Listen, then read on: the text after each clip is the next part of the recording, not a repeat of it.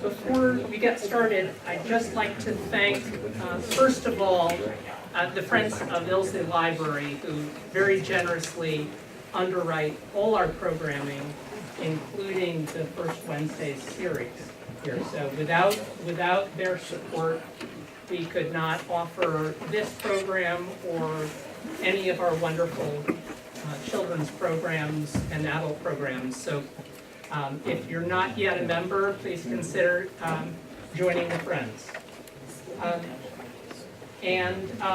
Since it's, I'd like to just turn things now over to David Moats, and he can introduce tonight's speaker. Thank you. I'm David Moats. I'm a member of the board of the Vermont Humanities Council, which is the sponsor of this event. Most of you may know the First Wednesday series is a lecture series that takes place the first Wednesday of every month in 9 different towns around Vermont. And this is many of them were snowed out earlier in the year, and this is one of those. The Vermont Humanities Council fosters the study of the humanities, which we think of as those disciplines which shed light on the human condition and the human experience. And what does that better than the study of history? So we're really fortunate to have with us tonight one of Vermont's most eminent historians and one of the most eminent anywhere in the field of U.S. military and diplomatic history. Mark Stoller is a professor emeritus at the University of Vermont and co-editor of the Marshall Papers. He is a distinguished military and diplomatic historian and author of numerous books, including the acclaimed biography of George C. Marshall called George C. Marshall, Soldier Statesman of the American Century. It's a wonderful book, incisive and comprehensive, all within about 200 pages. I read it recently. Stoller's scholarship earned him the University Scholar Award at UVM in 1993 and the Distinguished Book Award of the Society for Military History in 2002. His equally distinguished teaching earned him the Dean's Lecture Award in 1992 and the George V. Kidder Outstanding Faculty Award in 1984 and the Krebs Maurice Excellence in Teaching Award in 2006. In addition to teaching at UVM, he has served as visiting professor at U.S. Military Academy at West Point, where he has encountered some of the leading military people in our country. The U.S. Naval War College, the University of Haifa in Israel, the U.S. Military Institute, Williams College, and Washington and Lee University. He has devoted his lifetime to the study of the World War II period, when democratic values were challenged by the most serious threats. And so we're lucky to have him here tonight to talk about two of the greatest figures of that period, Churchill and Franklin. So, Mark. Thank you.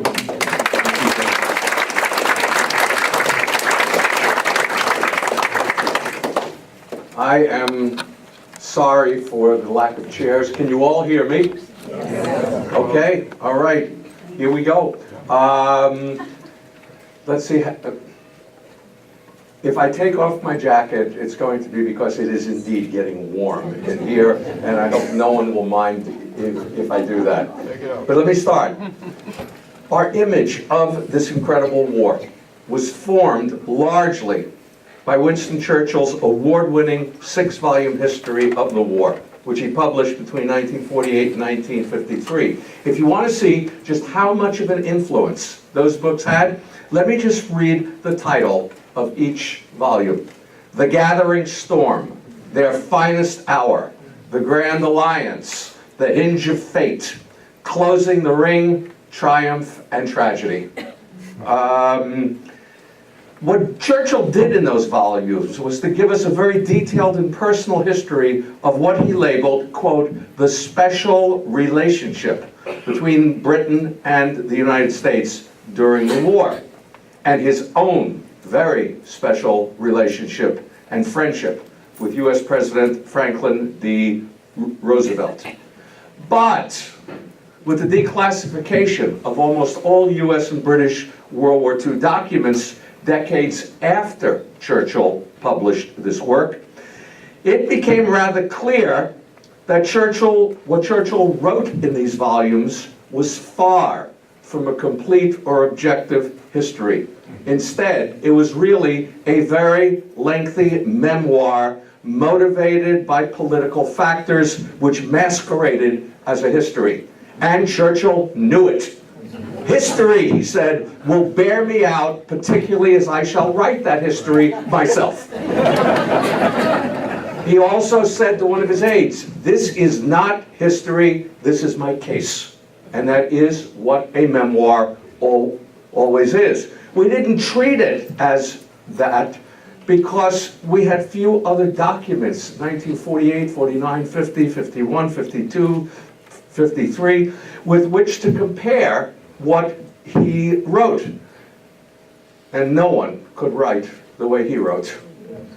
If any of you are interested in this, my colleague in England, David Reynolds, has written a wonderful book on how Churchill wrote these 6 volumes. It's called In Command of History. How did he get access to these documents? What did he leave out? Why did he leave it out? Why did he distort certain documents? I remember when the British records opened in the mid-1970s, and a bunch of historians my age were down there looking at this stuff, and one of them yelled out, "That lying SOB, that's not the way it happened at all. Look at what he did."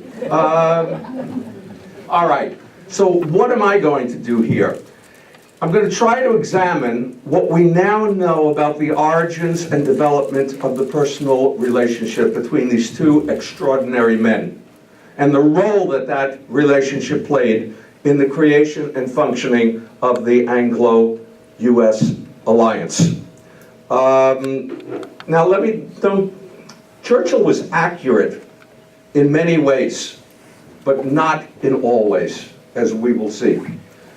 We are dealing here with two very powerful and extraordinary individuals. Interestingly, each came from an aristocratic family and was a fast rising star before and during World War I, but each was considered politically finished soon thereafter.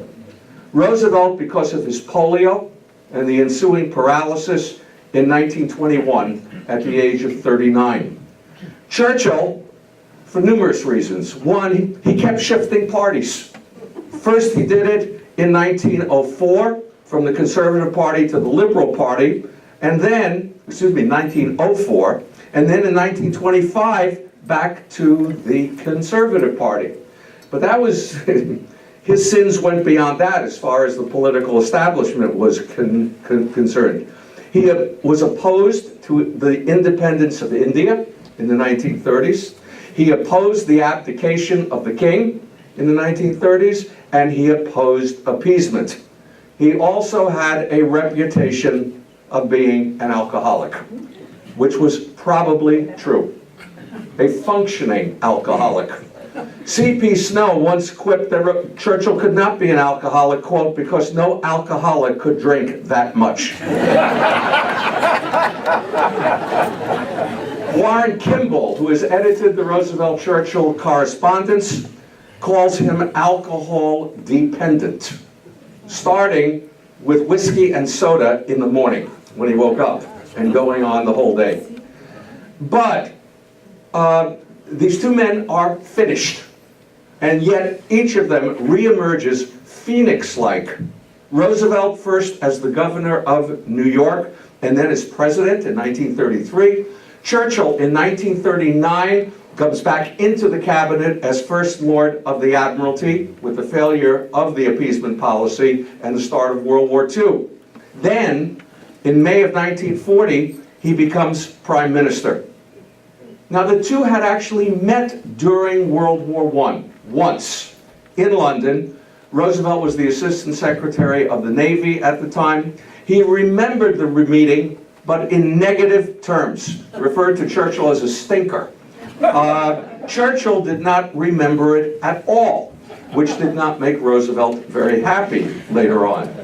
But when Churchill rejoined the cabinet in 1939 as First Lord of the Admiralty, Roosevelt started what would become a very lengthy personal correspondence, approximately 1,700 letters and telegrams. And in the first one, he invited Churchill, and with him still Prime Minister Neville Chamberlain, to quote, "Keep me in touch personally with anything you want me to know about," unquote. That's typical FDR style. Bypasses the State Department, everything, direct. But I find it fascinating that he didn't go to Chamberlain. He went to Churchill as First Lord of the Admiralty, but knowing that Churchill would send it to the Prime Minister. Now, when Churchill becomes Prime Minister in May of 1940, when he replaces Chamberlain, the correspondence expands massively. Britain faces, thank you. I'd like to look at my notes when I'm talking. Reform, I don't know. Britain faces catastrophe with the German conquest of Denmark, Norway, the Low Countries, and France in May and June. Britain stands alone against a Nazi Germany in control of the entire continent. Now, Roosevelt, in the 30s, had come to view Hitler as a mortal threat. And he wanted to help Britain and France, but he was very limited in what he could do. We were in an era that is referred to as the era of isolationism in this country. I reject the term. You know, you become the most powerful country the world has ever seen. As one of my friends cracked, boy, those isolationists sure do get around, don't they? Across the entire globe. I prefer anti-interventionist as a better title. The isolationism throughout American history never applied to economics, it never applied to culture, it never applied to the Western Hemisphere, and it never applied to the Far East. It only applied to European alliances and wars. Now, why is it so strong in the 1930s? Our entry into World War I had by the 30s come to be considered a gross error. It was not, as Wilson had claimed, the war to end all wars. It was not the war that made the world safe for democracy. And the feeling grew that a repetition of entry into this European bloodbath had to be avoided at all costs. How? By outlawing the acts which were seen as having led to the war. To me, there is a cartoon which sums up the anti-war feeling perfectly, and hopefully it will work. I warn you, me and this technology do not get along, but let's see. There we go. Ain't that a beauty? Can you read it? War, the prostitute, which was a skeleton, is war, and that's young European or American youth. And what is she saying? Come on up. I'll treat you right. I used to know your daddy. Okay?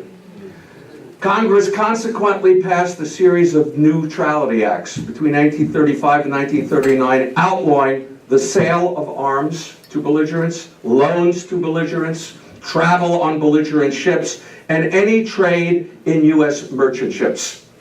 You want our products? You come over here in your ships, put cash down on the barrel, and carry it away yourself.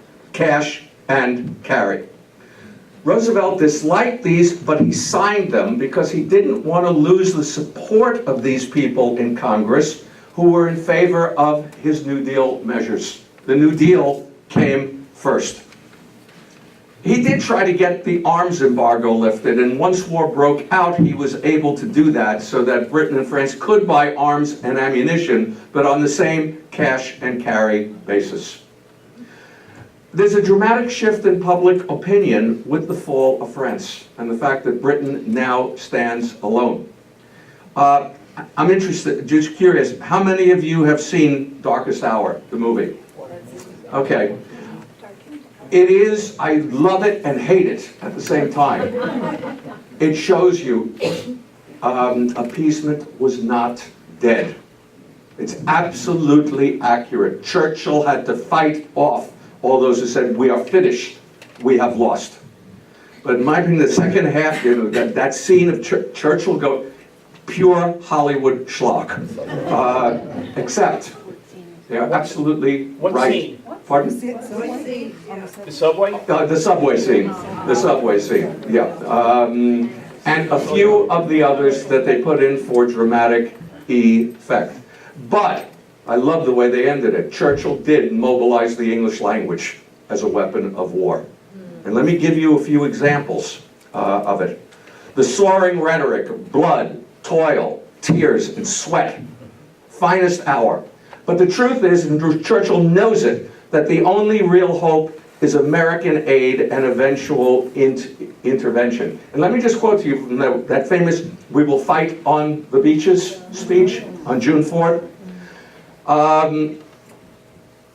We shall not flag or fail. We shall go on to the end. We shall fight in France. We shall fight on the seas, the oceans. We shall fight with growing confidence and growing strength in the air. We shall defend our island, whatever the cost may be. We shall fight on the beaches. We shall fight on the landing grounds. We shall fight in the fields and in the streets. We shall fight in the hills. We shall never surrender. And if, which I do not for a moment believe, this island, or a large part of it, was subjugated and starving, then our empire beyond the seas, armed and guarded by the British fleet, would carry on the struggle until, in God's good time, the new world, with all its power and might, steps forth to the rescue and the liberation of the old.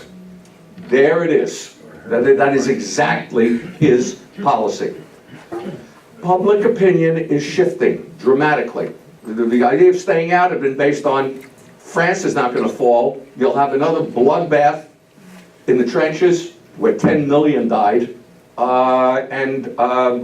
by the way, was dwarfed by the World War II death toll, which approaches 60 million from what we know.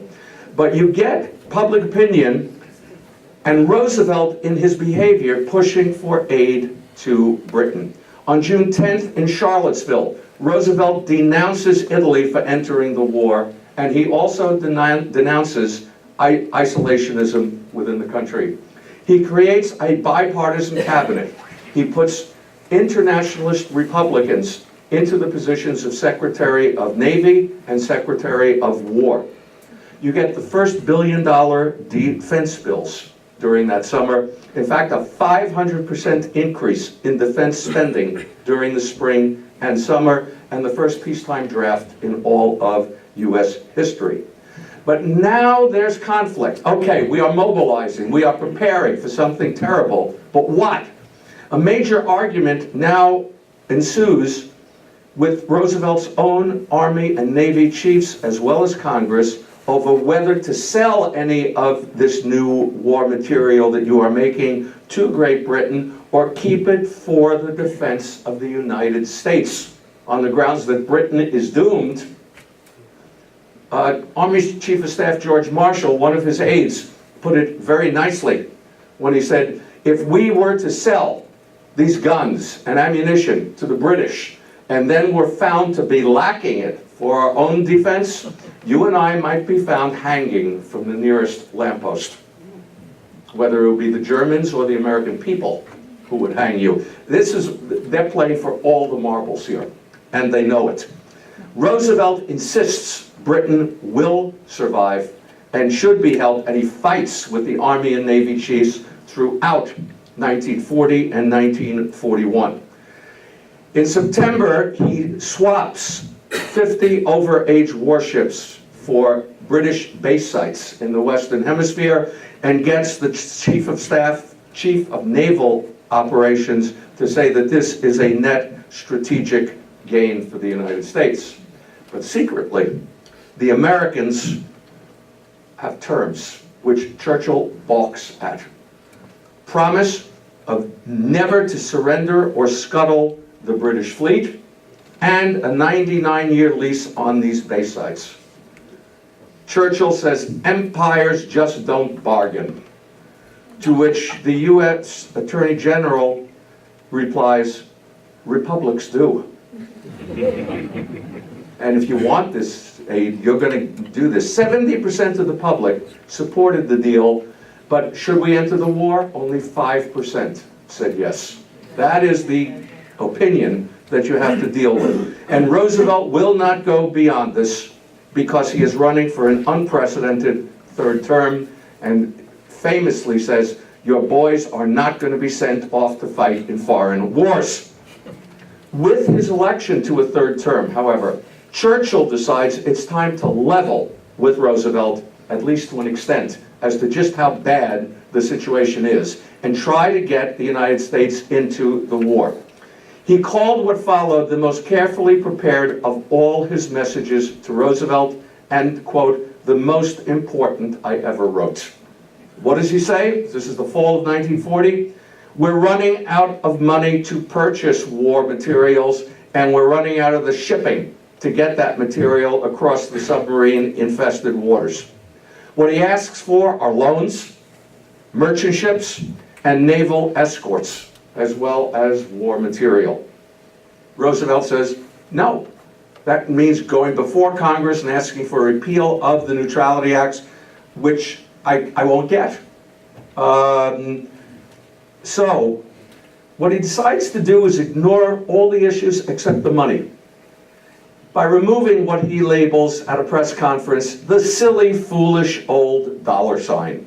And he suggests Congress agree to lend or lease war material to the British, with the famous analogy, if your neighbor's house is on fire and he comes asking for a garden hose to connect to a hydrant, are you going to ask him for money, or are you going to loan him the hose and then get it back afterwards?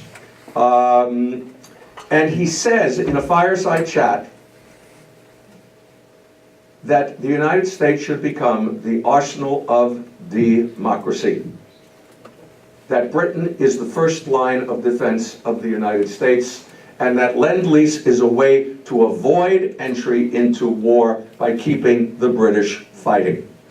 His famous For Freedom speech is delivered only a week after this, and is linked to it. Freedom of speech, religion, want, and fear, not just for the United States, but for the world. Opponents, and they are organized in the most powerful of the committees, America First was the name of it. Yeah. Isn't that interesting? Opponents say Lend-Lease will lead to war, not keep the United States out. Senator Burton K. Wheeler calls it the New Deal's AAA in foreign policy. As the Agricultural Adjustment Act plowed under every fourth acre, this will plow under every fourth American boy.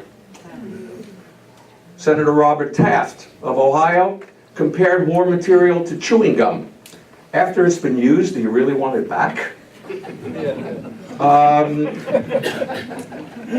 Charles Lindbergh and General Robert Wood led the opposition in Congress with their testimony. But Lend-Lease in March of 1941 passed by votes of 60 to 31 and 317 to 71, with an appropriation of $7 billion. By the end of the war, that would be $50 billion. 60% of it went to Great Britain. Another huge chunk went to the Soviet Union once it entered the war, and to many, many other countries. Now, at the same time that Churchill is sending this message, Roosevelt's chief of naval operations, Admiral Stark, says, we've got to come up with a strategy. And he proposes secret staff conversations with the British to come up with a combined strategy if there's going to be a global war. The United States is at war with Germany, Italy, and the Japanese. Our policy should be to defeat the Germans first. The talks work. Roosevelt agrees to them.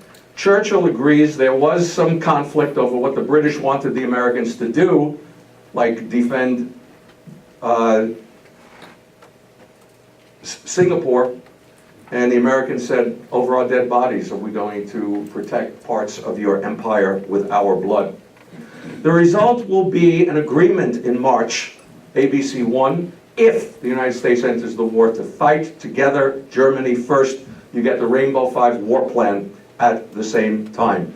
If there is a global war, Germany will be the party, the country you will go after, and you will be in alliance with Great Britain. Meanwhile, Roosevelt is extending the hemispheric defense line eastward, where the US Navy is to patrol first Greenland in April, and then Iceland in July with a beefed up Atlantic fleet. Warren Kimball, the editor of the Roosevelt-Churchill Correspondence, in a wonderful dual biography, labeled this creative geography not seen since the days that the popes divided the world. When Hitler attacked the Soviet Union in June, both Roosevelt and Churchill welcomed Stalin as an ally. Churchill's secretary said, "Prime Minister, you're one of the most famous anti-communists in the entire world. How can you do this?" To which Churchill replied, "If Hitler invaded hell, I would at least make a favorable reference to the devil in the House of Commons. I have but one aim, and it simplifies my life. Lend-Lease will be extended to the Soviet Union." Roosevelt also agrees in the summer to meet with Churchill off the coast of Newfoundland. Let's go back to that one. And the result will be the issuance of the Atlantic Charter, which is a statement of combined war aims, even though the United States is not in the war yet. And stirring scenes like this in American newspapers, the most famous of the two of them with a combined religious service, a Sunday morning service on board one of the warships. This will be the first of 10 meetings that Roosevelt and Churchill will have during the war. They will spend a total of 113 days together during the war. It is also the beginning of the deep personal friendship between the two of them. A friendship that both knew was politically necessary. Churchill, at the end of this first meeting, turned to Averell Harriman and said, "Does he like me?" He realized that this was going to be critical here. Roosevelt does like him, but within limits set by his personality as well as his political position. Robert Sherwood, one of his biographers, commented on his, quote, "heavily forested interior." You never knew what he was really thinking. You had that front of jovial simple-mindedness, and behind it, a calculating political mind. One of his biographers talks about having a recurring and maddening dream of playing cards with Roosevelt. And he's talking nonstop, fascinating discussion, while he's taking cards off the deck and putting them up his sleeve. Okay? And the biographer concluded, "I think it is safe to say that all of Franklin Roosevelt's cards were never on the table."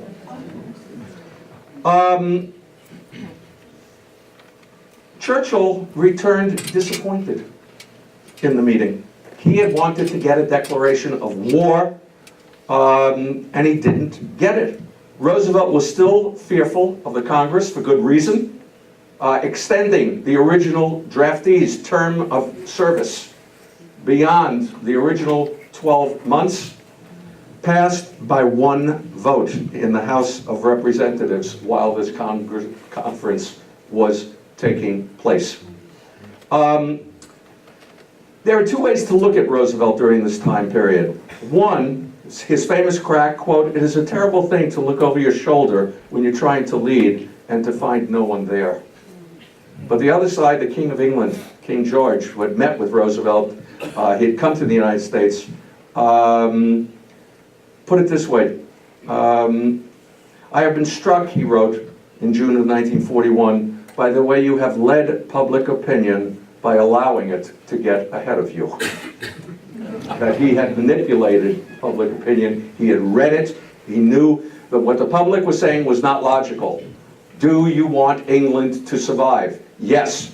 Do you think the United States should do everything possible to aid Britain? Yes. Should it do everything possible to aid Britain, even though it might lead to war? Yes. Should the United States declare war against Germany? No. Never rises above 10% during this time period. What Roosevelt does do, though, he says to Churchill, according to Churchill, that he would wage war without declaring it, which is pretty much what he did. In September, he announced that a U.S. destroyer, the USS Greer, had been wantonly attacked by a German U-boat, and he therefore was giving orders to the U.S. Navy to shoot on sight. What he didn't mention was that the Greer had been trailing the U-boat and radioing its position back to the British fleet that had been sending out aircraft to attack it. I always point out to students, look at the Tonkin Gulf resolution, look at the Greer episode, and remember that Lyndon Johnson is a young congressman in 1941 who worshipped FDR. Fascinating. Now, in October, Roosevelt asked for the end to the crippling provisions of the Neutrality Acts so he could arm U.S. merchant ships, which would then carry Lend-Lease to Great Britain, and that they be escorted by the U.S. Navy. After the sinking of the USS Reuben James with the loss of over 100 sailors, the Congress agrees. So what you've got is an undeclared naval war with the Germans by November, and an unofficial alliance with Great Britain. But as we all know, war came with the Japanese attack on Pearl Harbor and on British as well as U.S. possessions throughout the Far East. Britain and the United States both responded with their own declarations of war, and then Adolf Hitler, for reasons we still don't understand, 4 days later had declared war on the United States. When Pearl Harbor occurred, Churchill immediately called Roosevelt, who said, "We are all in the same boat now." In his memoirs, Churchill said that the same day he received news of the Pearl Harbor attack, he received news of the Soviet counteroffensive in front of Moscow. The German bid for Moscow had failed. And what he wrote in his memoirs, classic Churchill, "So we had won after all. United, we could subdue everybody else in the world. So saturated and satiated with emotion and sensation, I went to bed and slept the sleep of the saved and thankful." And you wonder why he won the Nobel Prize in Literature. Okay? Now,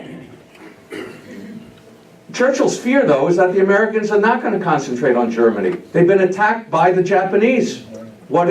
So he decides to come to Washington immediately to make sure this does not happen. It was about the last thing in the world Roosevelt and the Chiefs of Staff wanted at this point, and Eleanor never liked it, but that's a whole other story. But what you get is another conference, the so-called Arcadia Conference, from December of 1941 to January of 1942, in which some very important decisions are reached. 1, Germany first is reasserted. 2, the principle of unity of command. In all theaters of war, all British and American naval, air, and ground forces shall be under a single commander from one of the two nations. That is unprecedented, to do something like that. Now, who's going to direct these forces? A new body is formed, the Combined Chiefs of Staff. The British Chiefs of Staff, Navy, Ground, and Air, and the American Chiefs of Staff. In fact, the U.S. Joint Chiefs of Staff are actually formed at this time so as to match the British organization and be able to come together like this. They will direct the combined forces globally. Now, the British chiefs are, of course, stationed in London. Whenever Roosevelt and Churchill meet, the chiefs will meet in person. At all other times, they will be represented in Washington by the head of the British Joint Staff Mission, Field Marshal Sir John Dill, on the far right, who had been a British Chief of Staff, but couldn't survive Churchill.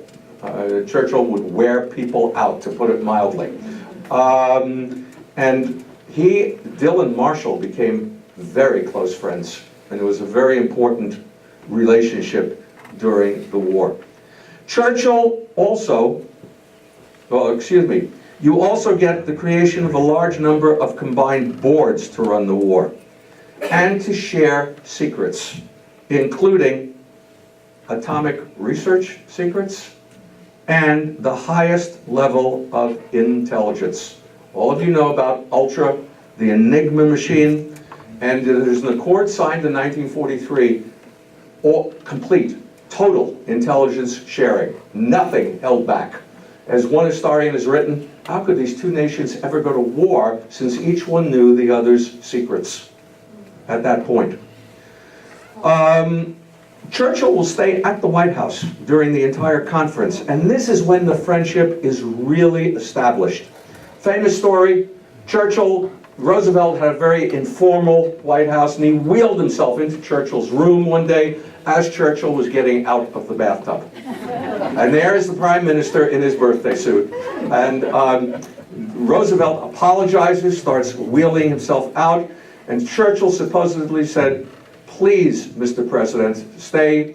His Majesty's First Minister has absolutely nothing to hide from the President of the United States." That was not quite true. I like Roosevelt's crack in February better. It is fun to be in the same decade with you. Okay?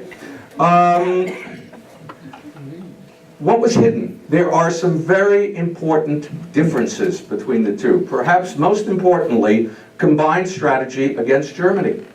The British want a peripheral approach, closing the ring, invade French North Africa, gain control of the Mediterranean, bomb Germany, peripheral attacks. The Americans want a direct cross-channel attack as soon as possible to confront the bulk of the German army and take the pressure off the Russians. And this is going to be a battle royal throughout 1942. In the end, Roosevelt will side with Churchill rather than his own chiefs, and French North Africa will be invaded. There's also the question of post-war territorial accords. Stalin wants them. Churchill is willing to agree. Roosevelt is not, for fear it will weaken public support of the war. The future of European colonial empires. Roosevelt wants to end colonial empires, while Churchill is the great defender of colonial empires. And there's a blowout early on over India, and Roosevelt learns never to talk with Churchill about it. It doesn't change his mind, but just don't talk with him about it. Doesn't change FDR's views. Post-war trade policy. The Americans want an open-door free trade policy. The British want to retain the imperial preference system. And not to be forgotten, their personalities are quite different, their working hours are quite different, and their drinking habits are quite different. Roosevelt does drink every night. He has what he calls the children's hour, in which he mixes his own martinis, which are made of gin, dry vermouth, and sweet vermouth, plus a few other things. They are vile concoctions. Supposedly, Churchill learned to find the nearest flower pot when he drank them. Eleanor was appalled by Churchill's behavior, not only his drinking, but his late hours. And the chiefs of staff were appalled by the ideas that these two men would dream up after midnight. There are famous stories about that. 1942 was dominated by the strategic debate and the decision to invade French North Africa. In looking at the time, I'm not going to go into it in the depth that I was going to, but just Roosevelt had been attracted to French North Africa from the start, and Churchill knew it. But his Joint Chiefs wanted the direct approach and immediate buildup in the United Kingdom in order to cross the Channel massively in 43 and in 42 if possible, and if an emergency occurred on the Eastern Front, to take pressure off the Russians. Churchill at first agreed to this, then changed his mind and said, it's French North Africa, this is your idea, President Roosevelt, it's your commanding idea, and this is the true Second Front for 1942. Roosevelt forced the Joint Chiefs to agree to this. He insisted there had to be some successful offensive action in the European theater for public opinion purposes, to keep the public focused on Germany rather than the Far East. And the result will be Operation Torch, the invasion of French North Africa. It worked, but Hitler then decided to take over Tunisia, down here. So this didn't end in a couple of weeks, which is what Roosevelt and Churchill had planned on. This went on from November of 1942 to May of 1943. And that will doom any effort to cross the channel in 1943. This is the situation Roosevelt and Churchill face when they next meet in Casablanca, which they had just conquered in January of 1943. Result, they agreed to follow up victory in Tunisia with the invasion of Sicily, as well as a combined bomber offensive against Germany and top priority against the U-boats. But the cross-channel is postponed. Best known result of this conference, Roosevelt's announcement that Allied policy shall be unconditional surrender of the Axis powers. A lot of myth about this. Churchill created some of it when he said, this came as news to me. That's simply not true. Okay? Churchill had discussed it in the cabinet beforehand. Roosevelt had discussed it with the Joint Chiefs of Staff beforehand. And in fact, this had been the unstated Allied policy from day one. Because from the Allied point of view, they had agreed to a negotiated peace with Germany at the end of World War I. There was no occupation of Germany by Allied forces at that time. The result had been the stab in the back myth in Germany, the rise of Hitler. This time, Germany was to be occupied, denazified, demilitarized, so that we would not have a third go at it. But what Roosevelt does, for reasons of public opinion, is to announce it at this time. This had always been, if you stop and think about it, the lowest common denominator that kept the Allies together. Germany was to be crushed this time. No third attempt. And Roosevelt, why did he enunciate it now? There had been deals with the Vichy French, which had soured public opinion, and he wants to convince both Stalin and Chiang Kai-shek in China, don't worry, we are going to fight on to the end, despite the lack of action before. Now this conference is really the high point of Roosevelt and Churchill as friends. They would have private sessions in the evening, and Churchill, they drove together to Marrakesh, and Churchill had Roosevelt carried up 60 steps in a tower to see sunset over the Atlas Mountains, which he considered one of the most beautiful sights in the world. He then painted the site for FDR, and he went to the airport at dawn to see Roosevelt off, and commented to an aide, quote, "He is the truest friend, he has the farthest vision, he is the greatest man I have ever known." Now there are many more meetings after this one, but this is when the disagreements come out in full force. Disagreements on strategy, on the post-war world, and a change in Roosevelt's attitude. He and Churchill remain friends, but Roosevelt is now willing to disagree with him, and as we will see in a minute, straight-faced lie to him. In a Washington conference in 1943, followed by a Quebec conference in the same year, in May and August of '43, Roosevelt backed his Joint Chiefs in insisting that the Channel be crossed in 1944 rather than further delay for Mediterranean action. The result was agreement to Operation Overlord in May of 1944. But before that could happen, Mussolini was overthrown in Italy in July of 1943. Italy was knocked out of the war and invaded in the summer. Hitler sent troops into Italy to hold it. And Churchill says, let's delay Overlord again. Okay? With everything that is going on here, let's break the Italian stalemate. Let's take islands in the eastern Mediterranean and the Aegean, and that way bring Turkey into the war. This time Roosevelt refuses to agree. He supported his Joint Chiefs, insists final decision await a scheduled conference with Stalin in Tehran at the end of November of 1943. Now behind Churchill's back, Roosevelt had already tried to set up a private meeting with Stalin in Alaska. And he lied to Churchill when Churchill found out about it.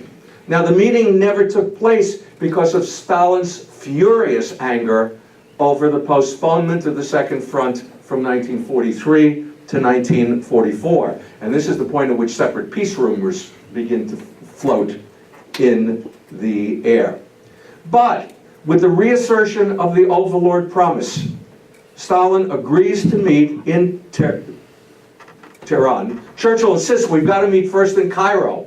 And Roosevelt says, okay, but then he invites Chiang Kai-shek to make sure there will be no discussion of European strategy until the meeting with Stalin.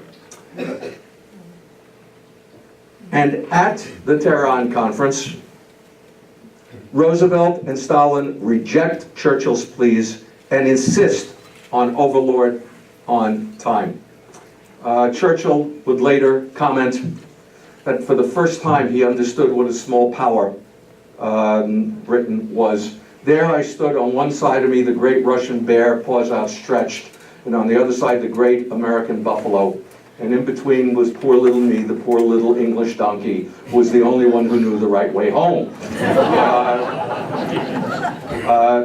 Britain has reached its mobilization peak. Russia has not, the United States has not. It is clear, it is becoming crystal clear that they are going to be the superpowers of the post-war world. Roosevelt wants to try to establish a personal relationship with Stalin similar to the one he has with Churchill. Good luck. He needled Churchill mercilessly in order to convince Stalin that there was not a united Anglo-American front that was going to gang up on him. It worked to the extent of getting Stalin to laugh. And some of the humor that followed was not exactly funny. When they're saying, how can we prevent Germany from rising yet again? And Stalin says, the only way is to shoot 50,000 German officers. Just eviscerate the German general staff. Now, Charles Bolin, who was translating, said Stalin, the word Stalin was using with tongue-in-cheek to get to Churchill, and see how he would react. Though we know from Stalin's purges of his own army that he was quite capable of doing that. Churchill says His Majesty's government will never tolerate that. And Roosevelt says, okay, let's compromise. We'll only shoot 49,000.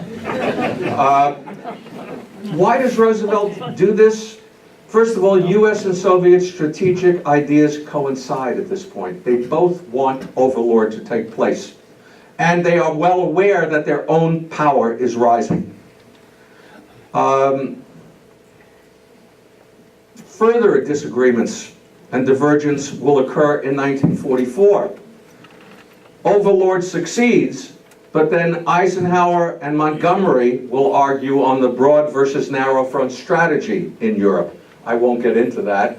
There's also arguments on whether Italian forces should invade southern France or the Adriatic, go to Yugoslavia. Bretton Woods Conference takes place during the summer of 1944, and it illustrates that US economic power is going to dominate the post-war world.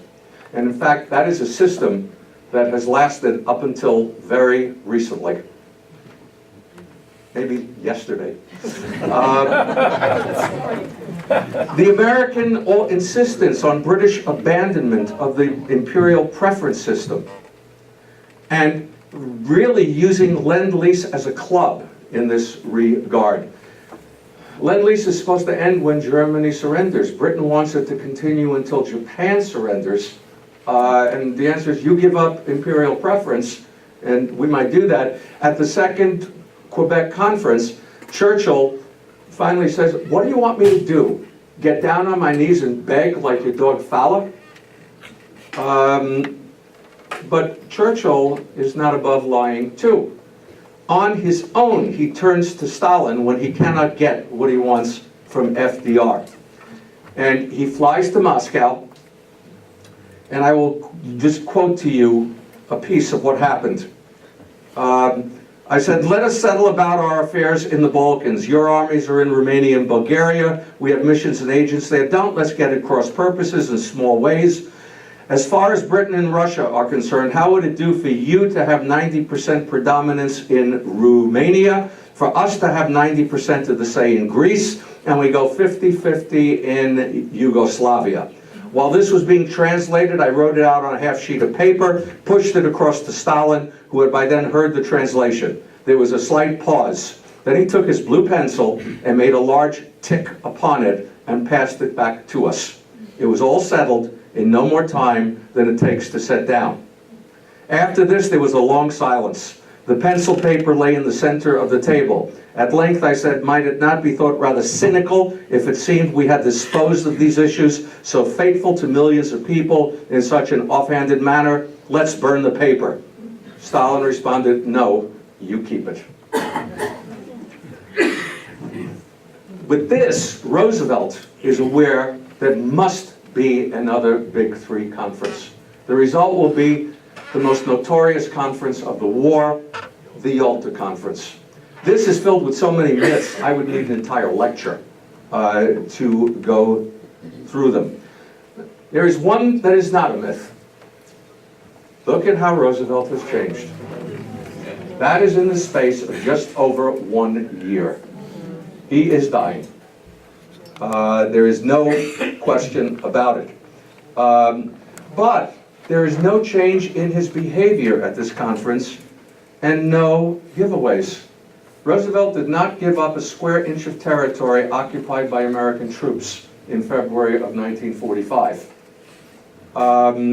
Furthermore, Yalta was not a peace conference.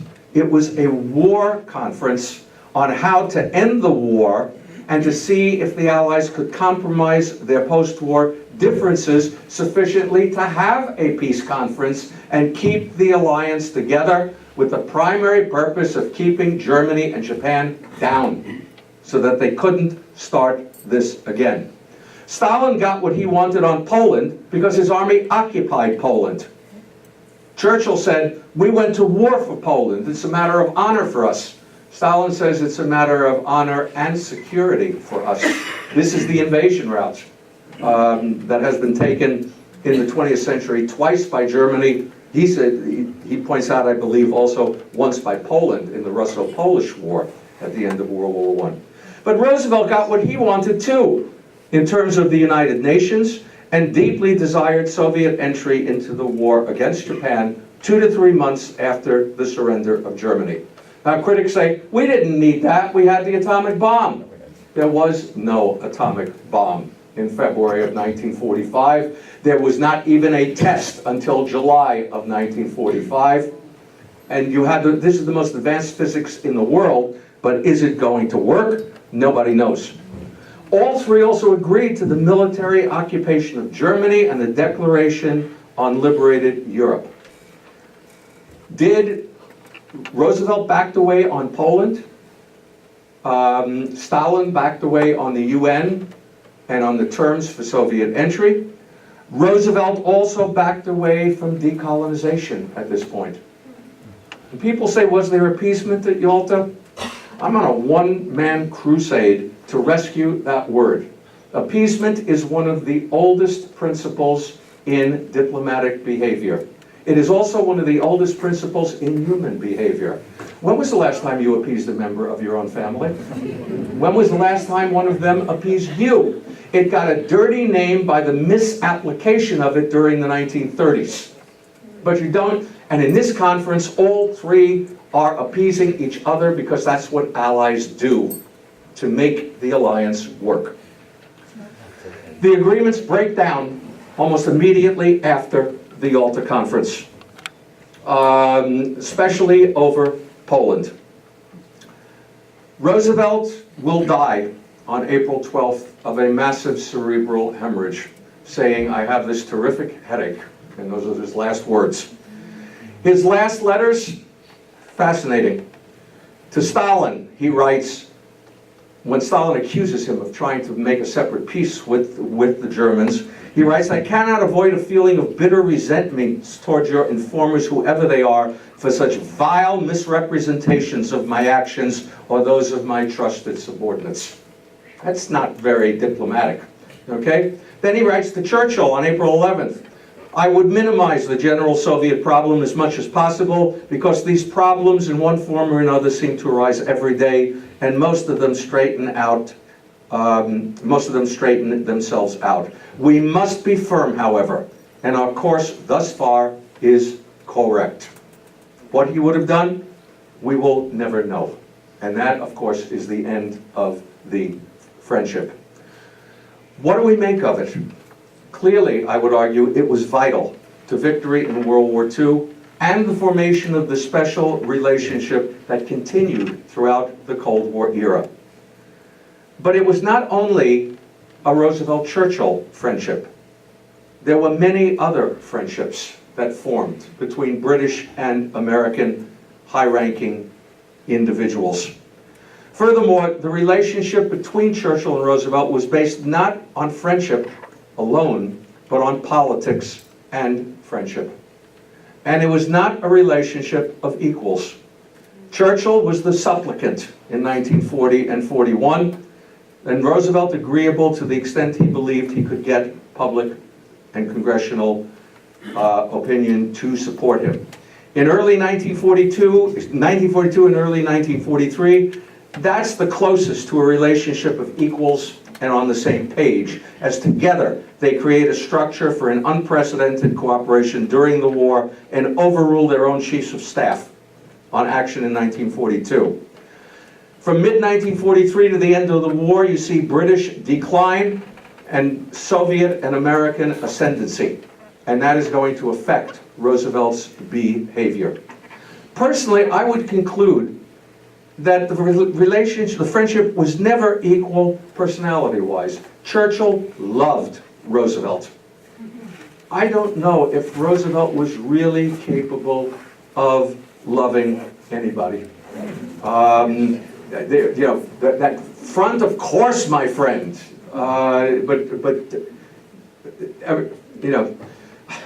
One final story. Supposedly, during the New Deal, Harold Ickes, the Secretary of the Interior, comes in and says, "Mr. President, we must do this." And he goes, "Harold, you're absolutely right." And next, Harry Hopkins walks in and says the exact opposite. "We must do that." And Roosevelt goes, "Harry, you're absolutely right." And Eleanor is watching the whole thing and goes, "Franklin, you said you're right to Harold and then right to Harry, who said the exact opposite. You can't do that." And Roosevelt says, "Eleanor, you're absolutely right." This is, in my opinion, one of the most brilliant and manipulative political figures and successful political figures in all of American history. But I think he was being totally truthful when he said to Churchill, "It is fun to be in the same decade with you." Thank you all very much.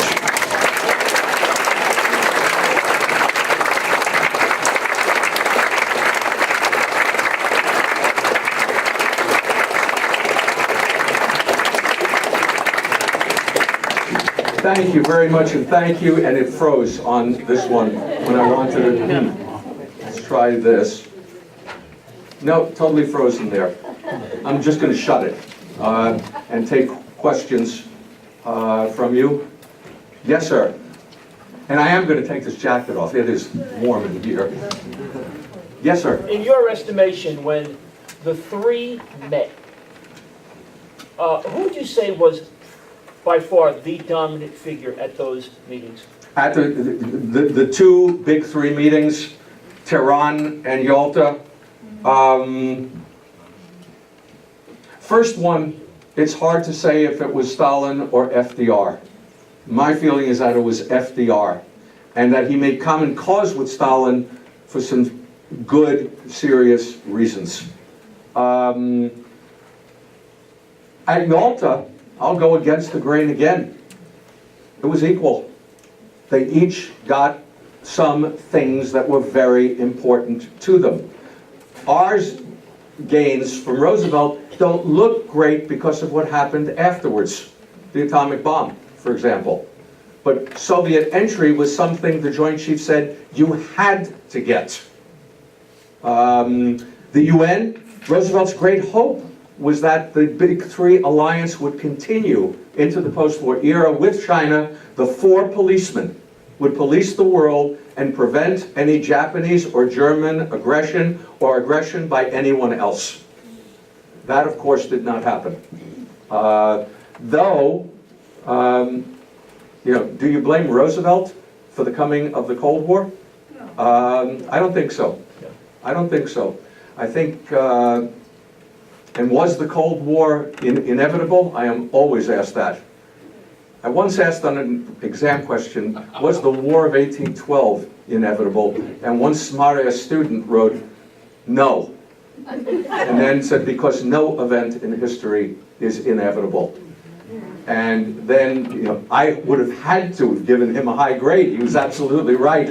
But he realized he was on thin ice, so he wrote a full answer and got the A. And I'm sorry, I wandered away from your question, for which I apologize. I think you must look at Yalta as a war conference to set up a peace conference. That never happened. Would it have happened had Roosevelt lived? There's no way of knowing. One of those great what-ifs of history. Yes, sir. A question about appeasement and Neville Chamberlain. I've heard some people say that Chamberlain bought 18 months of more time for Britain to prepare for war, sort of turning that negative view of appeasement on its head. Yeah, did all of you hear that? No. Okay, there's an interpretation of Chamberlain wanting more time for Britain to rearm. And there's some pretty solid evidence that what you were able to get in that time period, radar,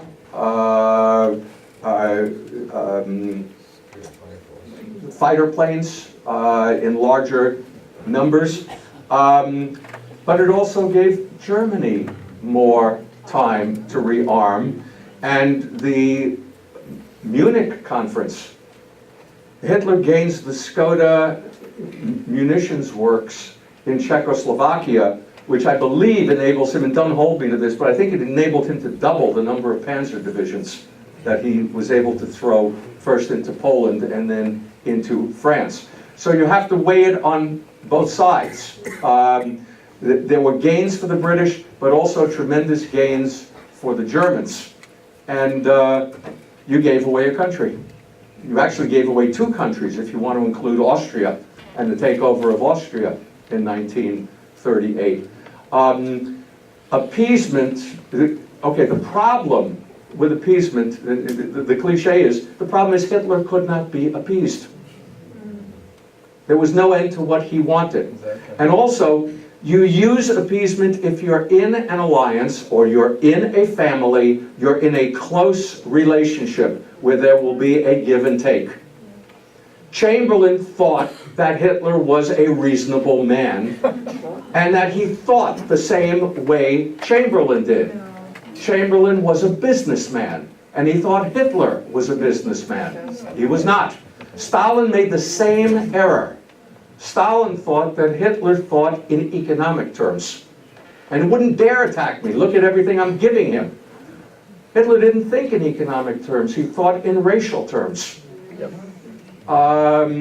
and thus everyone underestimates, misunderstands what this guy is all about. He could not be appeased. It was the wrong policy to apply, the wrong person at the wrong time. But I would argue appeasement had worked for Britain in regard to Weimar Germany in the 1920s, where Britain rejected the hard French policy in favor of reintegrating Germany under Gustav Stresemann. I think that's a successful use of appeasement. The 30s is an unmitigated, except partially mitigated disaster by exactly what you point out. It gave the British more time. But it also, one could argue, it enabled the Germans to conquer France in 6 weeks. You can go back and forth on this. I'm sorry I got into my rant against the dirty word appeasement, for which I apologize. But I hope it's a complex answer. You have to look at the balance on both sides from that year and a half, as well as, I never talk about it much, but the moral damage done to the Allied cause by doing this. And that counts. How people think of you, how people think of their own country, their own government. And the belief was, at first, Chamberlain was hailed as a hero, peace in our time, okay? But then, when Hitler makes his next set of demands, Chamberlain was seen as craven. And we have to get a new prime minister, okay? And everyone said, oh, they couldn't stand him. It had to be Churchill, for what Churchill had done and said during the 1930s. Yes? Do we know in these conferences whether they discussed how to deal with the annihilation of the Jewish populace across the continent? It was discussed. It was discussed at the Moscow Foreign Ministers Conference in 1943, and there were declarations on German atrocities issued. I'm trying to remember when the first one was. The Moscow one is October of 1943 and November of 1943.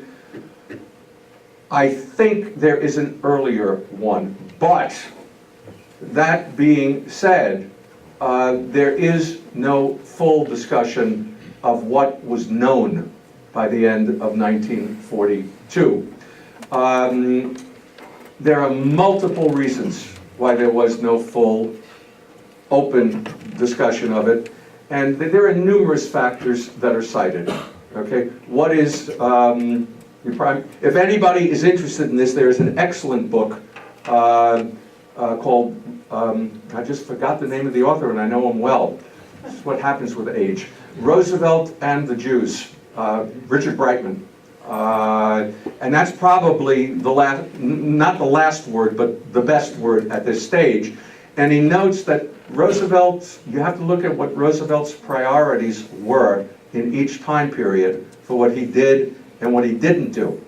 But the factor that I think everyone leaves out is the Polish ambassador in exile brought an eyewitness to Supreme Court Justice Felix Frankfurter and told him, and Frankfurter said, "Young man, I don't believe you." And the ambassador said, "Felix, you can't call this man a liar." And Frankfurter said, "I am not calling him a liar. I said I don't believe him. I cannot believe what he is telling me." And you have to understand, we, with hindsight, see this, but you say that in 1942, and there's a look of total disbelief.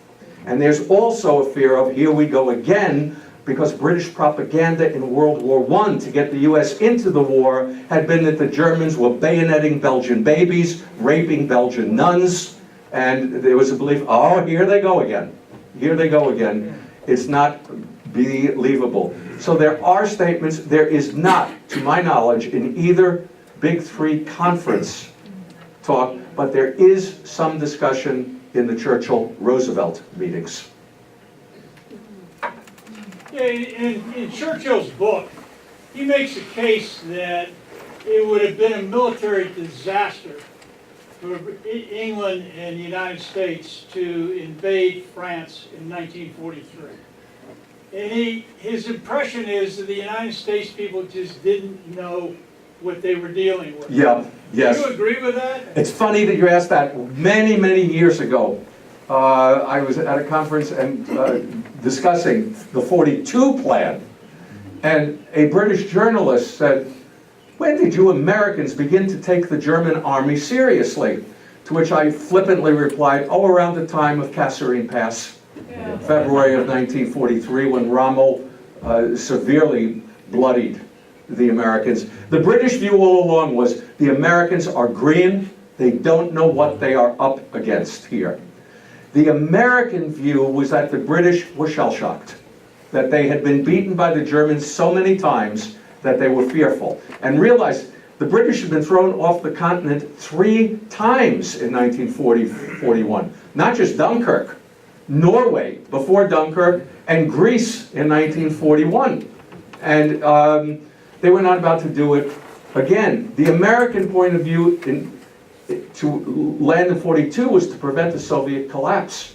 Because with the Soviet collapse, you couldn't win. The British said you couldn't land enough men to divert any German forces from the Eastern Front. And that we should do North Africa. Churchill said, and he promised Stalin, we're going to cross, major crossing in 43. Okay? But what happens is, as I pointed out, French North Africa, instead of taking a couple of weeks, lasted until May. And that was Churchill's diversion. The Americans had their own diversion. Quiz. What was the first American offensive in World War II? Hint, it was not in Europe. It was called Guadalcanal. Again, another one, oh, it's going to take a couple of weeks. Instead, it lasts 6 months. The argument against 43, 42 was always a huge gamble. Eisenhower admitted it. 43 was another matter, okay? And the argument for it is the Germans are weak on that front. We can amass the troops necessary, and that will force Germany into a 2-front war at an early date. The arguments against it, you hadn't beaten the U-boats yet. How are you going to get those troops to England? Number one, give me a minute. I just went blank on the second thing. In addition to the U-boats, the strategic bombing campaign had only begun at that point. The Luftwaffe was still incredibly strong in 43. In fact, some have argued the strategic bombing campaign was a total failure until 1944, when you finally developed long-range fighters that could accompany the bombers all the way to Germany. And at that point, the aim became not the destruction of German cities as much as the destruction of the German Air Force, which was done. So you've got sea, air, and the argument is it would have been a catastrophe. I have spoken to some of the then generals who were planning who said, yeah, but the Germans had nothing on the Western Front in 1943. Rommel built the Atlantic Wall in 1944. So in a sense, it's similar to the appeasement question. 43 would have been much more of a gamble, and look at how close 44 was. For those who say, no, you couldn't have done it before 44. But it did poison relations with the Soviet Union. The constant promises and lack to Stalin and lack of delivery. Milovan Djilas, the Yugoslav communist leader, was with Stalin the night of D-Day. And he writes that Molotov, Soviet foreign minister, came in and said, cable from Churchill, they land tomorrow morning. And Stalin says, oh yeah, I've heard that before. And Molotov says, no, he's really serious this time. At which point Stalin says, well, who knows, maybe they'll meet a German soldier and then it'll be promises as usual. And he turns to Djilas and says, that Churchill, you can't trust him for a minute. If you do, he'll steal a kopeck out of your coat pocket. A single kopeck. Roosevelt, he only dips in his hands for bigger coins. But Churchill for a single kopeck. I think the roughest thing for Americans to face is, you're not dealing with Mr. Nice Guy here, but you can't win the war without him. And he is not going to stay in the war unless he gets a Western Front.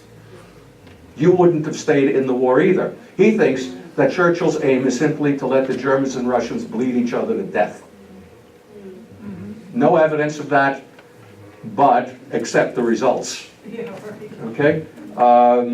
Something like, all right, total American and British deaths, civilian and military, are between 850 and 900,000, I believe. Total Soviet deaths are approximately 26 million. Okay? Yes, ma'am. Well, you started your talk by referring to Churchill's 6-volume memoir as opposed to history. Yeah. I have these. Is there anything you can refer us to as a critical exegesis, since you said they are not reliable as history? Wait, David read couple of things. Did you all hear? What can you read as a correction to Churchill? First of all, I'd say read Churchill's version. It's a joy to read. Man, he's just a master of the English language. If you want to know how it was written and why it was written the way it was, David Reynolds' book, In Command of History. But if you want a 1-volume global history of the war based on the most recent scholarship, it's not an easy book. Gerhard Weinberg, the dean of German and World War II historians, and I just forgot the name of the book, A World at War. Now, it's this thick. Gerhard, who lived in Albany, jokes that you can put it in the trunk of your car instead of a bag of sand in the winter. And it is dense reading, but it challenges your preconceived notions on every page. It's utterly brilliant. If you're more interested in an operational history of the war and a strategic history, then the one that I favor is by Alan Millett and Williamson Murray. I may have mislabeled it. That one is called A War to Be Won. And I have forgotten the name of, in this modern world, I can turn this on and get the name for you, but I'm sure you can do it on your cell phones. Just look up Gerhard Weinberg and tell me. And I apologize for that mental lapse.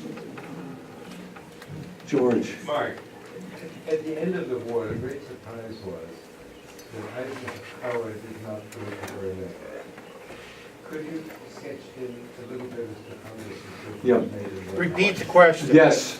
The controversial decision of Eisenhower at the end of the war not to go for Berlin, for which he was severely criticized.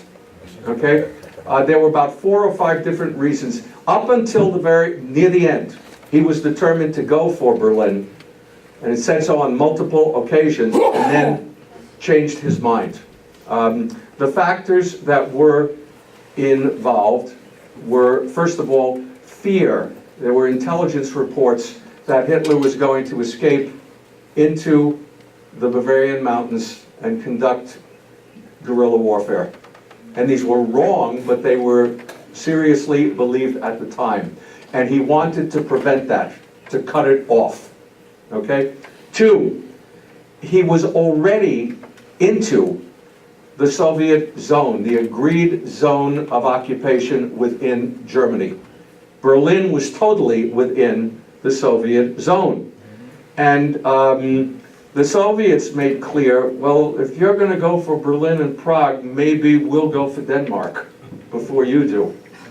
So there was that to consider. There were the fact that Eisenhower knew he was going to lose men, and the Soviets lost something like 100,000 to take the city, at least 100,000. And if Eisenhower went in, he was going to have to give it back. So why waste American blood for that reason? And you had to have a stop line. That was the other thing.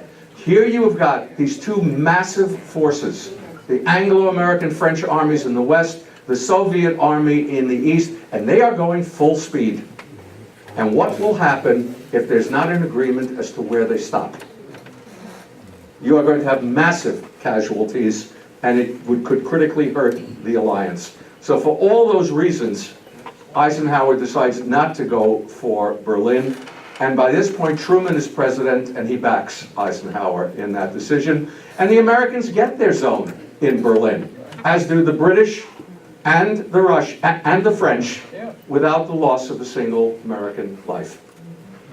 So I think you can tell I support the decision at that point. Yes, sir. Well, just a reminder, today is the 74th anniversary of Overlord. That's right. I'm so glad you reminded. I reminded myself 10 times this morning to say something, and I didn't. And if you want to know the character of Eisenhower, he had in his pocket a statement to deliver if the invasion failed, in which he said, "It is totally my fault. It is not the fault of anybody else," which I find rather extraordinary. Somehow I can't imagine Patton or Montgomery doing that. I think you have one of the members of Overlord in the audience I tonight. do? Yeah, Ron Hadley. Ron Hadley. Sir, Where is he? thank you for, please.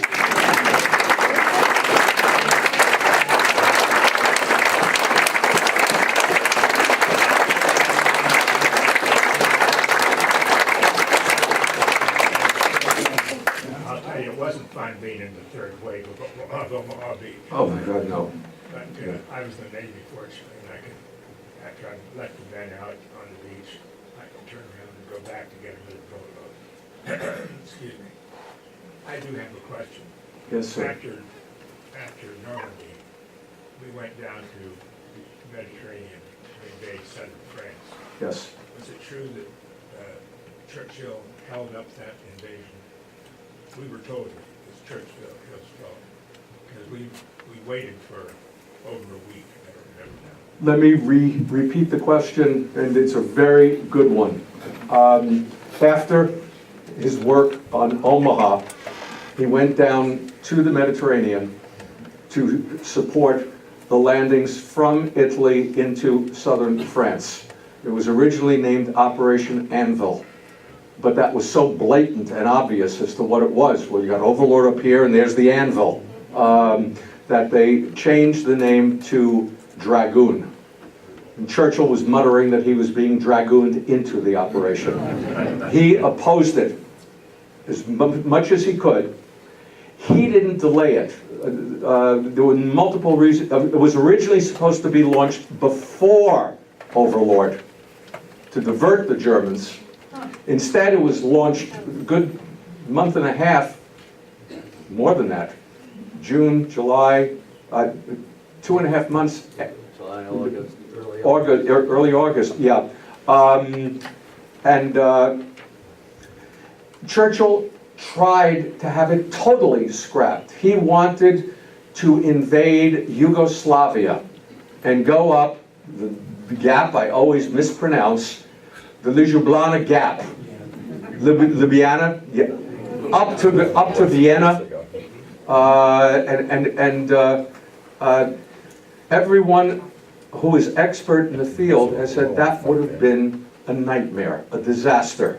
You couldn't do it. Look at what happened in the mountains of Italy, and the same thing would have happened. The Americans said, there's no way we are going to agree to this, and we will throw our weight around now. You will agree to this or else. It played a major role in the Allied successes after Normandy, because 1/3 of all supplies for Eisenhower's armies had to come through Marseille, because Montgomery had failed to take Antwerp. He had taken it, but he had not cleared the Scheldt. so it could not be used. I'm sorry, I'm getting very technical here. So that Anvil turned out to be very important, and Churchill always opposed it. Did he on his own manage, only in the sense that his opposition forced people to rethink. But the answer always came out, this is what we must do. This is part of the promise to Stalin. It was a package, Overlord and Anvil. And in return for that, Stalin will launch an offensive at the same time as Overlord to take the pressure off and enter the war against Japan 2 to 3 months after the surrender of Germany. That offensive, by the way, was the largest offensive of the war. It destroys German Army Group Center. And by the time it is over, the Red Army is in Germany. And in one of those great ironies, Stalin entered the war against Japan exactly 3 months to the day after the surrender of Germany. Just happened to be 48 hours after the first atomic bomb. Yeah, he told Truman he'd enter on August 15th, and then he pushed it up to August 8th. But you are correct, and the scuttlebutt was correct in that Churchill did not want this and did everything he could. But he failed in the end. I hope that answers your questions, and I thank you. A lot easier to go into southern France. Yes, it was. Yes, it was. And I thank you from all of us for your service, sir. We are here today because of you.